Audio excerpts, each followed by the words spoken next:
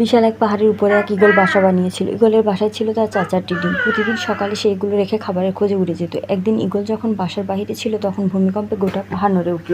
এতে ঈগলের একটি ডিম বাসা থেকে ছিটকে পড়ে গেল। গড়াতে গড়াতে সেই ডিম এসে পড়ল পাহাড়ের এক মুরগির বাসায়। মুরগি সেই ডিমটিকে নিজের বাসায় নিয়ে গেল এবং অন্যান্য ডিমের সাথে রাখলো। যত্ন করে তা দিতে থাকলো। একদিন সেই ডিম ফুটে ঈগলের সুন্দর একটি বাচ্চাও বের হলো। মুরগির বাচ্চাদের সাথে ঈগলের বাচ্চাটি বড় হতে লাগলো, কিন্তু সে ভিতর থেকে সবসময় অন্য কিছু অনুভব করতো। আকাশে একদিন ঈগলের এক বা ঝাঁককে উড়ে যেতে দেখে মুরগিকে বলল, ইস, আমিও যদি তাদের মতো উড়ে বেড়াতে পারতাম। মুরগি হেসে উত্তর দিল, তুমি কিভাবে উঠবে, তুমি তো মুরগি এবং মুরগি কখনো ওড়ে না।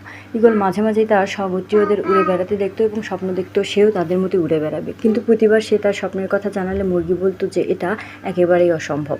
মুরগির এই কথাই ঈগল বিশ্বাস করতে শিখলো এবং তার বাকি জীবনটা এভাবেই মুরগিদের মতো কাটিয়ে দিল। অনেকদিন এভাবে কাটানোর পর সে একদিন মারা গেল।